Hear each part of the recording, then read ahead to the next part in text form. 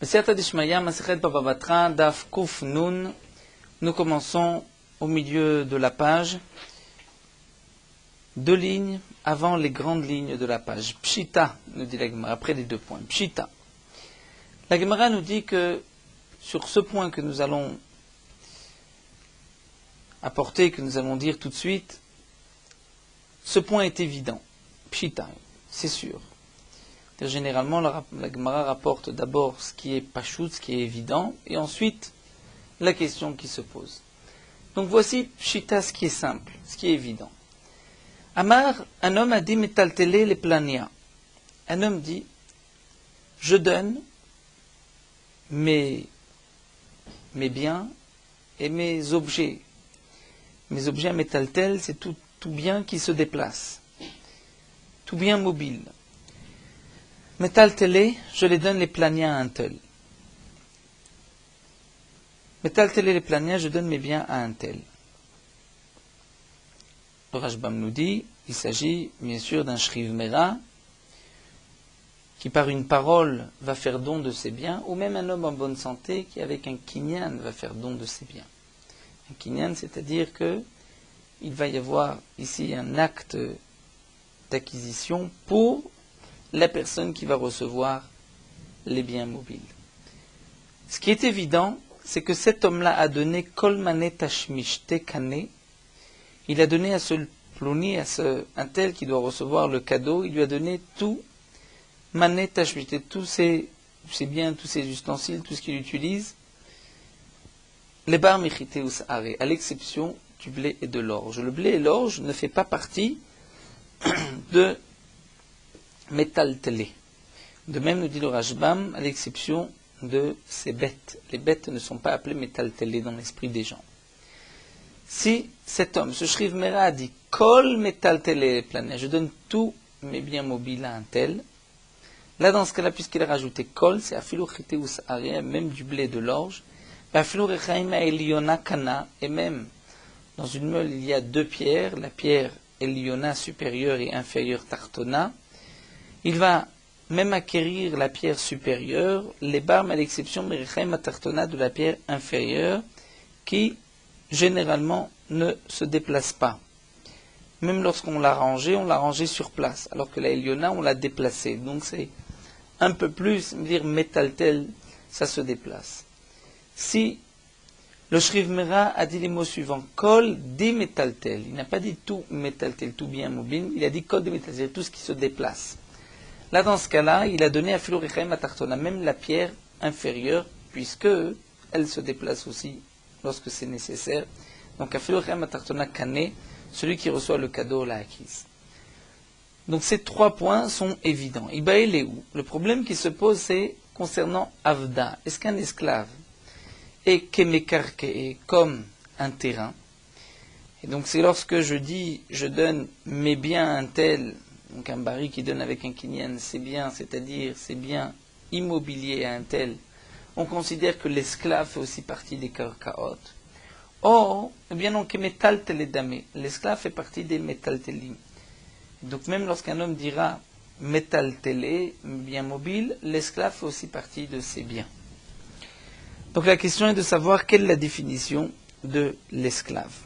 Il est évident, nous dit le Rashbam, que l'esclave a le statut d'un terrain par rapport au dinim de shvoua, de serment ou de kinyan, que en nishbaim ala karkaot ni ala vadim, on ne jurera pas sur les terrains ou sur les esclaves. De même pour le moyen d'acquisition, minatora, l'esclave a le statut d'un terrain.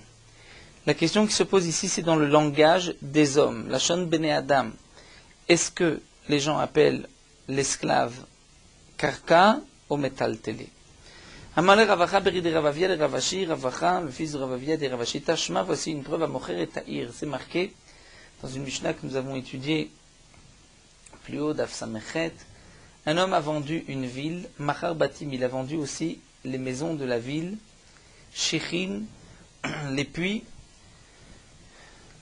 une certaine forme, comme nous l'avons vu, une différence entre Bor et Shiach, ou Meharot, et les grottes, c'est-à-dire un trou qui est couvert au machatsaot, les bains, ou bet abadim, les pressoirs, ou bet ashlachim, et les terrains qui ne se suffisent pas l'eau de pluie. Tout ceci fait partie de la ville. Avallo est un métal télim. Il n'a pas vendu les objets de la ville. Il a vendu la ville, mais pas les objets de la ville. Bisman shamari v'chomash betucha. Et lorsqu'un homme a dit, je te vends la ville et tout ce qui se trouve à l'intérieur, afilo ayuba behema ou avadi, même s'il y avait des bêtes ou des esclaves, hare kulam mechurim, les bêtes et les esclaves sont vendus, puisqu'il a dit, je te vends la ville et tout ce qui se trouve à l'intérieur. Donc voici que de cette Mishnah, nous allons apporter une preuve. Quelle est la preuve? Et Amarta Bishlama Metal Teledame, si tu dis que l'esclave a le statut d'un métal tel que Metal Teledame, d'un objet, d'un bien mobile, on comprend pourquoi dans la Récha, lorsque tu vends la ville, tu n'as pas vendu l'esclave. Parce que la ville, c'est ce qui est immobilier. Et là, Yamarta Kemekarka, mais si tu dis que l'esclave a le statut d'un karka, alors Amaïlomisdaven, pourquoi il n'est pas vendu en même temps que la ville? Alors la Gemara dit Velamai. Alors comment vas-tu expliquer? Tu vas dire que Metal Teledame, c'est comme un bien mobile? Alors, Maï Afilou, quelle est la signification dans la Sefa de dire que lorsque il a précisé la ville et tout ce qui se trouve à l'intérieur, même s'il y avait des bêtes et des esclaves, que signifie le même? Si c'est un métal tel, ce n'est pas même. Au contraire, si dans la Sefa on dit que l'esclave est un métal tel, donc de la même manière qu'il a vendu tout ce qui se trouve à l'intérieur, même ce qui se déplace, donc même l'esclave aussi,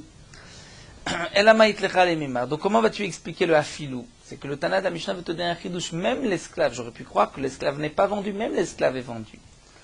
Pourquoi? Parce que tu diras que même si l'esclave a le statut d'un bien mobile, il y a une différence entre un bien métal-tel, on va dire mobile, qui peut se déplacer, mais qui bouge de par lui-même comme un esclave, et un métal tel de l'onéidé qui ne bouge pas, comme une table, une chaise. Ça se déplace, mais ça ne bouge pas tout seul. Donc le chidouche est de dire que même ce qui se déplace tout seul fait aussi partie de la vente. Alors si c'est ainsi, tu peux même maintenir que l'esclave a le statut d'un terrain. Alors tu te poses la question, lorsque tu vends la ville, pourquoi n'as-tu pas vendu l'esclave, puisque c'est aussi un terrain? Eh bien, je te dirais, il y a une différence entre un terrain qui ne bouge pas, comme une maison, un terrain, et un terrain qui bouge, comme un esclave. Donc de là, nous n'avons pas de preuve. L'esclave peut avoir aussi le statut d'un karka.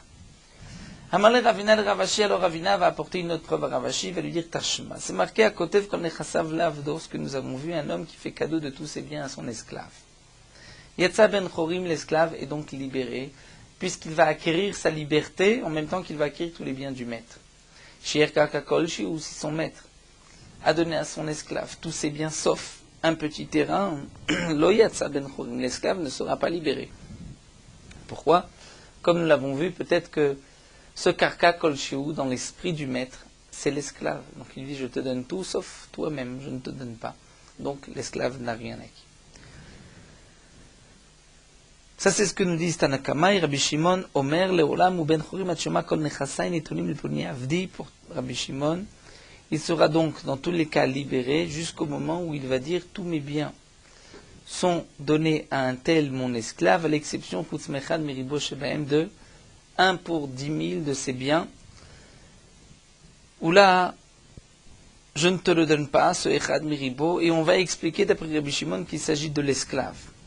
Mais si un homme dit à son esclave, je te donne tout sauf un terrain, le terrain ce n'est pas l'esclave. Et nous avons vu aussi, que Ravdimi bar Yosef avait dit au nom de Rabbi Lazar, que de la même manière que pour Tanakama, lorsque je donne tous mes biens à mon esclave, l'esclave est libéré. Mais si je lui donne tous mes biens sauf un terrain, il n'est pas libéré. De même si je lui donne tous mes biens sauf un métal tel, un bien mobile, l'esclave n'est pas libéré. Pourquoi? Parce que ce chiour d'un métal tel est aussi un chiour chez l'esclave, c'est-à-dire c'est une partie qu'il a gardée, donc c'est peut-être l'esclave qui l'a gardée. Donc nous voyons ici que l'esclave est considéré comme un métal tel dans l'esprit des gens. L'esclave peut être, dans un langage, on peut être appelé un métal tel. On termine juste la phrase, par rapport au dîme de Ktuba, que lorsqu'un homme, nous l'avons vu, a associé sa femme à ses enfants, il lui a donné un terrain, elle a perdu sa Ktuba, mais c'est seulement un terrain et pas un bien mobile. Maïtama, pour quelle raison? Et Rav Nachman lui a répondu que Avda metaltelehu. Au metaltela, les metaltela avaient shiur. Quelle est la différence entre l'esclave et la ktuba? C'est que l'esclave, c'est aussi un metaltel. Donc lorsque je dis à mon esclave, je te donne tous mes biens sauf un bien mobile, l'esclave est peut-être ce bien mobile, c'est pour cela qu'il n'est pas libéré. Donc l'esclave est métaltel, donc métaltel là, les métaltela avaient shiur. Si je garde un métaltel, c'est peut-être ce shiur que j'ai gardé de ce métaltel, de cet esclave. Donc c'est peut-être l'esclave que j'ai gardé que je ne lui ai pas donné. Alors que pour la ktuba, tisha mekarkae ou une ktuba, c'est toujours un terrain. Au métaltela, les mekarkae lo avaient shiur. Et donc si je donne, dans le cas où cet homme avait donné à sa femme un métaltel pour sa ktuba, là dans ce cas-là, il n'a pas perdu sa ktuba, puisque généralement la ktuba, elle ne reçoit qu'un terrain, mais elle ne reçoit pas d'un métaltel. En tout cas, de ce que nous avons vu ici, puisque l'esclave, lorsque je lui donne tous mes biens et je garde un métaltel, j'ai peut-être gardé l'esclave, nous avons vu. Donc l'esclave a le statut d'un métaltel, c'est ce que nous déduisons d'ici. Amar les, c'est-à-dire, comme explique le Rashbam, Ravashi répond à Ravina et lui dit: tu n'as pas de preuve. Pourquoi? Anan mishum delav krut gita matninanla. Nous expliquons cette Mishnah différemment. Comme nous dit le Rashbam ici, en bas de la page, en vérité, l'esclave, on peut dire qu'il a le statut d'un terrain, pas d'un objet mobile. Alors que signifie Yasu metaltelim shiur etzel ha'eved? Que lorsque je donne à un esclave tout mes biens et je garde un métaltel, j'ai peut-être gardé l'esclave. Ce n'est pas parce que ce que j'ai gardé, le métaltel, c'est peut-être l'esclave que j'ai gardé. Mais c'est simplement qu'il me faut ce qu'on appelle krot gita. C'est-à-dire un get, un acte de divorce, c'est sefer keritut, qui sépare le mari de sa femme. L'esclave, nous avons une xerashava avec le din de la femme, la xerashava bien connue, là, nous apprenons, à propos de l'esclave c'est marqué là, à propos de la femme c'est marqué là. De là on apprend que les dynimes de l'esclave sont comme les dynimes de la femme, et pour libérer un esclave il faut un get, comme le get qu'on donne à une femme. Et donc puisque sur ce papier, où le propriétaire de l'esclave lui dit: je te donne tous mes biens, mais il se garde un objet, un bien mobile. Donc dans ce shtar, ce n'est pas marqué seulement ce qui appartient à l'esclave, il y a aussi une partie qui appartient au maître. Donc ça ne s'appelle pas sefer keritut, ce n'est pas un arrêt, une séparation complète entre l'esclave et le maître. C'est pour cela que lorsqu'un homme dit à son esclave: je te donne tous mes biens, à l'exception d'un objet mobile, l'esclave n'est pas libéré, non pas parce que l'esclave est peut-être ce bien mobile, mais parce qu'il n'y a pas dans ce get, dans cet acte de libération, il n'y a pas de kritut, de séparation. La Gemara continue, toujours dans le même sujet de Shriv Mera, mais sur un autre point. Amar Rava, Amar Rav Nachman, Chamishat shirtevu kol nirseem. Rava nous dit au nom de Rav Nachman, il y a 5 cas, at shirtevu kol nirseem. Lorsqu'un homme fait un cadeau, il faut qu'il donne tout. Parce que s'il ne donne pas tout, et qu'il y a un shiur, le dîner est différent, comme nous allons le voir. Plusieurs exemples que la Gemara nous avait déjà rapportés, Velouen Shriv Mera. Donc le dîner du Shriv Mera, nous l'avons vu, un homme malade qui fait don de tous ses biens, si ensuite il ne meurt pas, il pourra tout reprendre. Mais lorsqu'il sait garder un bien, il n'a pas tout donné, même si ensuite non, il ne meurt pas, il ne pourra pas reprendre ce qu'il a donné. La svara, nous l'avons vu, est simple, puisque lorsqu'un homme pense mourir, il va offrir tous ses biens. S'il n'est pas mort, il peut tout reprendre. Mais s'il sait garder un bien, c'est qu'il n'était pas sûr de mourir. À ce moment-là, c'est une matanat bari d'un homme en bonne santé, un cadeau d'un homme en bonne santé, donc il ne pourra pas reprendre. Ça, c'est ce que Rava vient de dire au nom de Rav Nachman, qu'il y a 5 cas où il faut donc avoir tout écrit, donner tous ses biens, par rapport, donc dans chaque cas, au din. Pour le Shriv Mera, c'est au din, s'il reste un petit peu, il a gardé un petit peu, il ne pourra pas reprendre. Il y a le din de Avdo, son esclave, que nous allons développer, Ishto, sa femme, Banav, ses enfants, et Mavrechet, d'une femme qui veut sauver, si on veut dire, ses biens. Nous verrons de quel cas il s'agit. Donc, Shriv Mera Ditnan, Shriv Mera, un homme malade, Shkatav Kol Nechasav Lachirim, qui a fait don de tous ses biens à d'autres, Vishir Karkakol Shiu, il s'est gardé un petit terrain, Matnato Kayemet Samatana et Valam, c'est-à-dire que même si ensuite il ne meurt pas, il ne pourra rien reprendre puisqu'il s'était gardé un terrain. Loshir Karkakol Shiu, s'il ne s'est rien gardé, En Matnato Kayemet, lorsqu'il retrouve la santé, Samatana n'est pas Kayemet, il pourra aussi reprendre. Donc ça c'est un cas où donc il y a une différence lorsqu'il va donner une partie ou tout c'est bien. Avdo, son esclave, Ditnan, ce que nous avons vu à Koltev Konechasav le Avdo, celui qui écrit et qui donne tous ses biens à son esclave. Il écrit sur un shtar, je te donne tous mes biens. Yatsa ben Chorim, l'esclave est libéré. Mais Shir Karkakol Shur, Yatsa ben Chorim, s'il a gardé un terrain, il a dit je te donne tout sauf un terrain, l'esclave n'est pas libéré. Donc voici encore un cas où il y a une différence, il a tout donné ou s'il s'est gardé une partie. Ishto, sa femme, d'Amar Rabuda Mar Shmuel, le din que nous avons vu de Rabuda au nom de Shmuel, à Kotev Kol Nechasav l'Ishto, celui qui écrit tous ses biens à sa femme, il offre, donne tous les biens qui lui appartiennent à sa femme, Lo Asa et la Apotropha. Nous avons dit que il ne voulait pas lui donner ses biens, puisqu'un homme ne va pas donner les biens à sa femme aux dépens de ses enfants. On considère qu'il a rendu sa femme apotropha, c'est-à-dire elle va être responsable, gérante, j'utilise de ses biens, mais les biens ne lui appartiennent pas. Et là, c'est dans le cas où cet homme-là a tout écrit à sa femme. Banav, ses enfants, de quoi il s'agit, d'Itnan. La Mishnah, aussi rapportée plus haut d'Afkouf Lamedbet, à Kotev Kol Nechasav les Banav. Un homme qui a écrit tous ses biens à ses enfants, il donne tous ses biens à ses enfants, Vekatav Lishto Karka Kol Sheu. Et il écrit pour sa femme un petit terrain. Avda Ktubata. Elle a perdu sa Ktuba. Elle a perdu sa Ktuba, nous avons expliqué auparavant, c'est parce que la femme renonce à sa Ktuba, étant donné qu'elle elle a maintenant le statut d'héritière comme un de ses enfants.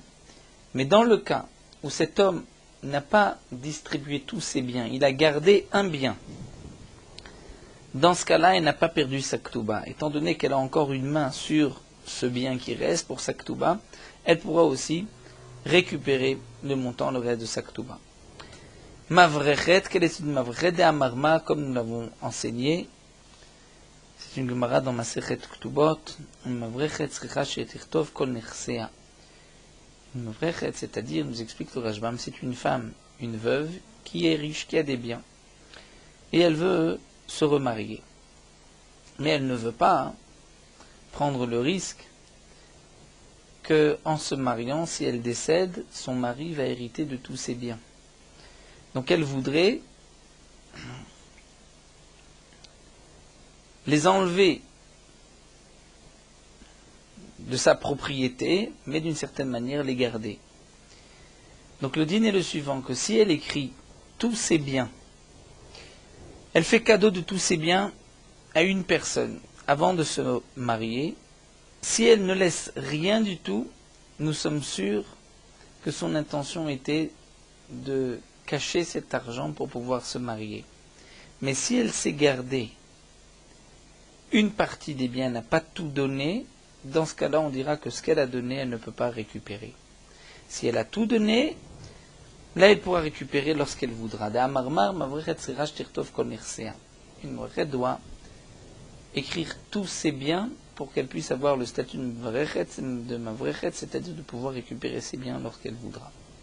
Le Rashbam explique quelle est la source de cet enseignement, puisque ce ne sont pas des Mishnayot Mefourachot de Gemara, on le déduit d'une Gemara, dit le Rashbam.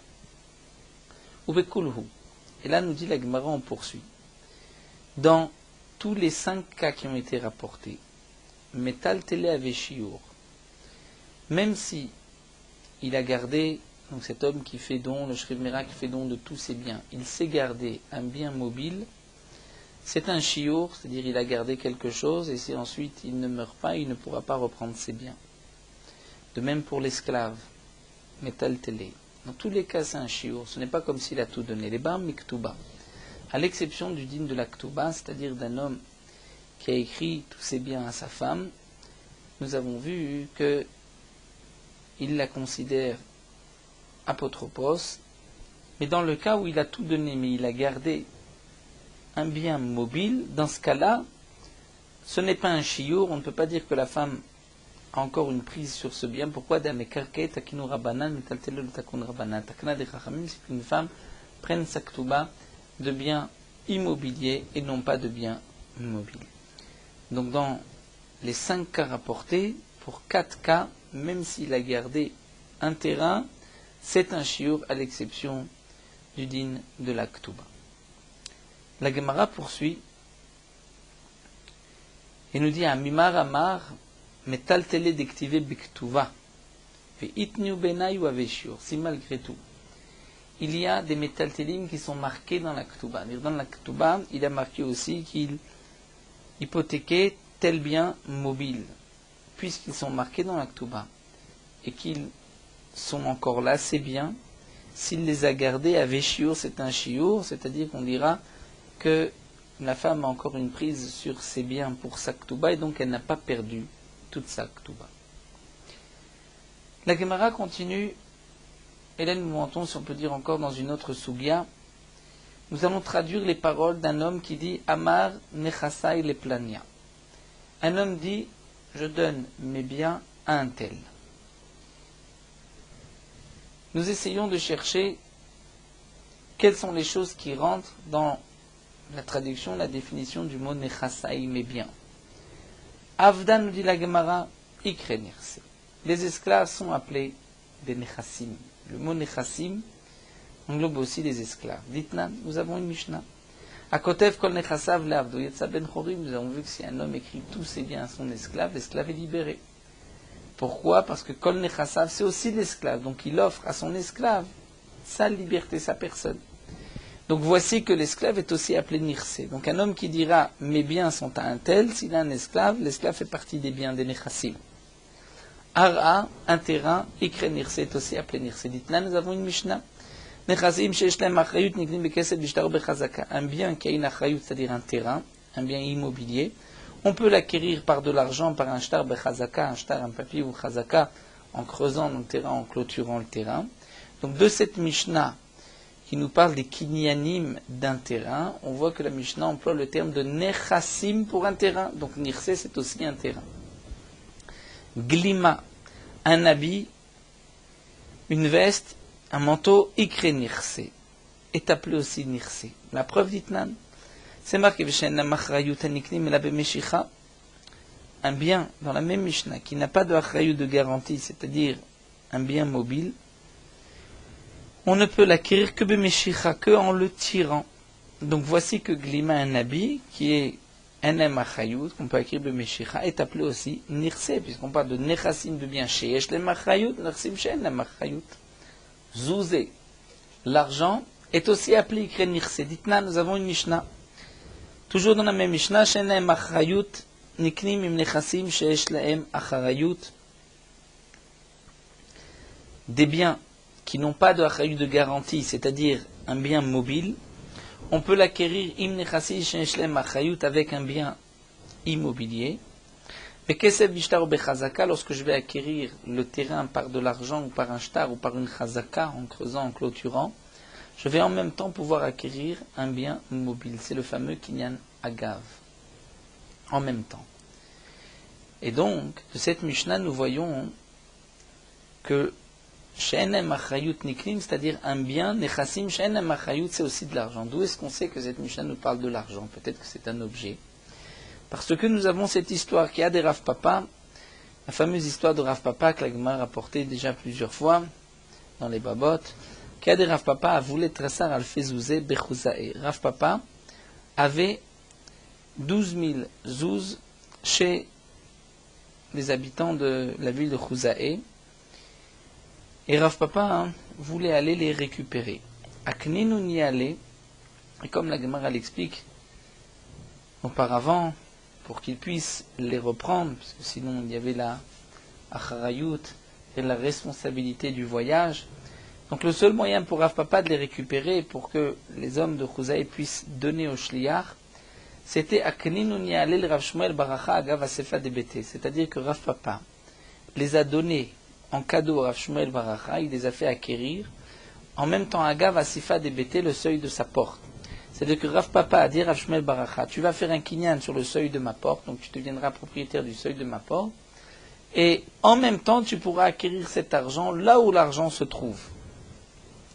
Et donc ensuite, Rav Shmuel Baracha a pu aller réclamer cet argent dans cette ville-là de Chouzaï et dire cet argent m'appartient, donnez-le-moi. Et Kiyaté, lorsqu'il est revenu, et donc il a apporté l'argent à Rav Papa, Nafak Leapé à Tavar, Rav Papa est sorti à sa rencontre jusqu'à cet endroit de Tavar, qui était à mi-chemin d'Ilo Rajbam, d'après certains. Donc voici que les Nechassim, c'est aussi de l'argent, comme on le voit ici, qu'on peut acquérir l'argent en même temps qu'un terrain. La Gemara poursuit et nous dit Shtara écrit Nirse. Un shtar, c'est aussi appelé Nirse. Un acte marqué sur un papier, c'est aussi appelé Nirse. Donc lorsqu'un homme dit Nechasa, il est plané, c'est aussi le shtar. Où est-ce que nous avons vu que le shtar est appelé Nirse? D'Amar Rabba bar Yitzchak, puisque Rabba bar Yitzchak a dit Shne shtarot en. Il y a deux sortes de shtarot. Amar Zachu Basade Ze Lepluni Vekadvulo et Ashtar. Lorsqu'un homme dit avec un kinyan soudar, vous allez acquérir ce terrain, kinyan soudar, c'est-à-dire en prenant un foulard, en le levant, on peut acquérir le terrain pour un autre. Donc un homme dit à deux personnes, vous allez acquérir par ce foulard, on va faire un kinyan soudar, le foulard que je vais lever, vous allez acquérir pour un tel ce terrain, et ensuite, qu'il vous est ashtar, vous allez lui écrire un shtar. Le shtar va être pour lui une preuve qu'il a reçu ce bien. Si ensuite celui qui fait ce cadeau change d'avis, il ne veut pas qu'il y ait de shtar, il peut demander qu'on n'écrive pas le shtar, mais il ne peut pas revenir sur le champ. Le champ a été donné. Almenat shetirtevulo et ashtar, mais s'il a dit faites ce kinyan pour un tel, vous allez acquérir ce terrain à condition que vous puissiez lui écrire aussi un shtar, la choser ben bishtar ben besade, étant donné que l'un est dépendant de l'autre. Donc s'il n'y a pas eu encore de shtar écrit, il peut revenir sur le shtar et donc automatiquement sur le sadé aussi, puisqu'ils n'ont pas écrit de shtar, à condition que vous lui écrivez un shtar, ils n'ont pas écrit de shtar, donc le champ ne lui est pas donné. Et Rapriya Baravin Maravuna rajoute une Ravuna que Shlosha shtaroten, il y a 3 chalukot dans le shtar. C'est-à-dire que Rapriya Baravin vient rajouter encore un autre, et Hané de Amran 2, c'est ce que nous avons vu, et Dach le 3e, c'est marqué Kadam Mocher Vekatav et Ashtar. Si le Mocher, c'est-à-dire celui qui vend le terrain, a écrit le terrain avant la vente, et il voulait vendre son terrain, il a dit j'ai un sofer devant moi, je vais faire écrire le shtar, et lorsque on m'amènera l'argent, le shtar sera prêt. Puisque nous avons le droit d'un gérassi, puisque c'est marqué Kotvim shtar la mocher va falpi shen loker chimo. On peut écrire un shtar pour celui qui vend, même si l'acheteur n'est pas encore là. Puisque pour l'acheteur, c'est un zrout, pour le mocher, c'est un chov. Donc lui, il doit être présent, il dit écrivez.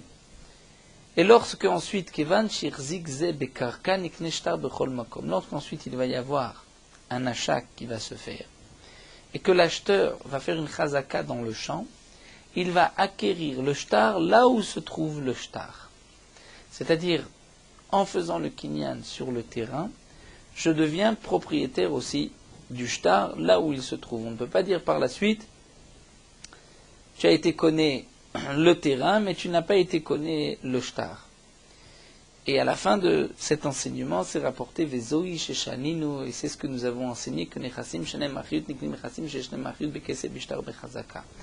Qu'un bien qui n'a pas de garantie, donc dans ce contexte, c'est le shtar, on peut l'acquérir avec un bien qui a une garantie, c'est-à-dire le terrain.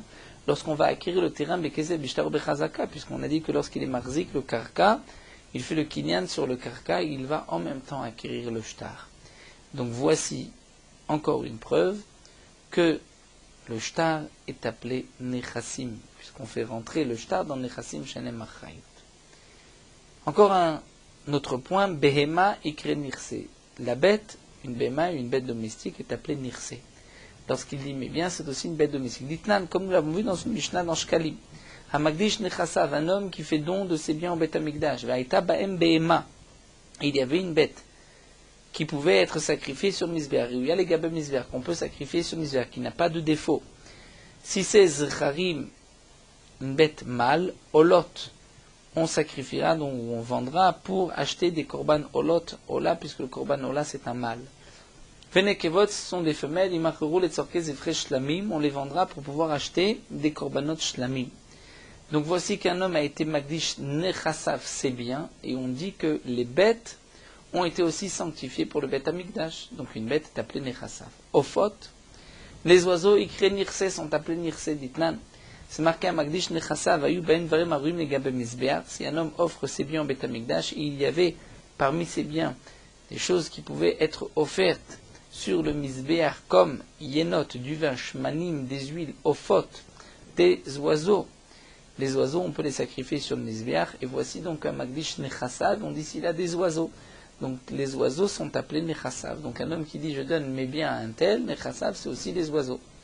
Tfilin ikre nirse, et les tfilin sont appelés nirse, des biens aussi, ditnan, c'est marqué à Magdish nechasav ma'alin lo tfilin. Si un homme offre ses biens au Beth Amikdash, on considère que même les tfilin, il les a rendus ekdesh, on va évaluer, ma'alim lo tfilin, évaluer ces tfilin, et il va les racheter pour pouvoir mettre ces tfilin, en tout cas, dans le terme nirse, puisqu'il a dit à Magdish nechasav, nous avons aussi les tfilin. Iba Eleu, l'agma termine ici sur une question, Sefer Torah Maï. Est-ce que le Sefer Torah, si un homme avait un Sefer Torah, il a dit je donne mes biens nechasaï, il les plounis, est-ce que nechasaï c'est aussi le Sefer Torah? Quel le din? Kevan de l'omisdavan. Étant donné que le Sefer Torah ne se vend pas, pourquoi d'assour les zvouné? Les zvouné, nous avons l'interdiction de vendre un Sefer Torah. Et donc, Lav Nirseu, il n'est pas appelé Nirse, comme il n'est pas appelé un bien, puisqu'il ne peut pas se vendre. Odilma, ou peut-être Kevan de Misdavan, puisque parfois il se vend l'ilmot Torah, l'Issaïcha, pour pouvoir étudier la Torah, on a le droit de vendre un Sefer Torah, pour se marier, on a le droit de vendre un Sefer Torah. Donc peut-être que Nechasaï, il est appelé Nechasaï, et donc sur cette question, nous restons sur un Tekou, nous attendons la venue d'Eliyahu Navi.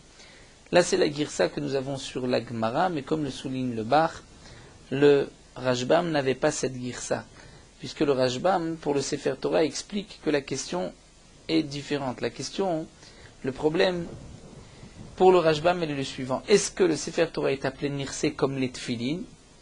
Ou bien, les Tfilin, c'est différent parce que les Tfilin, un homme s'habille avec des Tfilin. Mais le Sefer Torah, qui est une mitzvah, mais qui n'est pas un bien, qu'on ne peut pas s'habiller, donc peut-être que ce n'est pas appelé Nechasai. Il ne peut être utilisé que pour une mitzvah, et donc ça ne rentre pas dans le terme de Nechasai, et pour le Rashbam aussi on reste Beteku. Voilà, nous allons nous arrêter ici, mais de Ravzoutra pour une nouvelle soulia. Nous terminons avec Merot HaHalacha Daf Kuf Nun. Dans certaines communautés, le minag est de lire la Haftara dans des chumashim qui ont été imprimés. Les poskim vont répondre, expliquer ce minag, que bien que les psukim des Nevi'im ne sont pas écrits dans un parchemin comme le Sefer Torah, n'ont pas été écrits avec toutes les halachot du Sefer Torah. Ils ont été juste imprimés. Malgré tout, pour la lecture de la Haftara, c'est suffisant. Certains poskim ont marqué que même lorsque on lit dans des livres imprimés, il vaut mieux lire dans un Sefer où a été imprimé tout le Navi que nous allons lire. Et pas dans un chumash où il n'y a que les psukim de la Haftara qui sont imprimés. C'est-à-dire de prendre un Sefer où il y a si la Haftara et de Yehoshua, où il y a tout le Sefer Yehoshua. C'est de Shoftim, tout le Sefer Shoftim, Shmuel, tout le Sefer Shmuel. Certains poskim ont marqué que on ne s'acquitte de la lecture de la Haftara que lorsqu'on lit la Haftara sur un parchemin. Si la Haftara a été écrite en avit entier comme le Sefer Torah, comme une Megillah. Et le Mishnah Berurah nous dit que malgré tout, dans un endroit où il n'y a que des Chumashim imprimés, on pourrait être Mekil, et dans ce cas-là lire du Chumash, mais les Khatrila, il vaut mieux que le Tzibour et des Nevim et des Ktuvim qui sont écrits sur des parchemins, puisqu'à ce moment-là, même les noms de la Kadosh Baruch Hu sont écrits Bikdusha, et c'est le minag dans beaucoup de communautés. C'est vrai que ce n'est pas le minag de toutes les communautés, chez les Sfaradim, ce n'est pas le minag, et ce minag d'écrire dans des parchemins est plutôt dans les communautés ashkénazes, litaïtes, lituaniennes. Donc chacun fera comme son minag, comme ses habitudes. Il y a donc pour cela une marloquette, et il faut suivre ces minagim.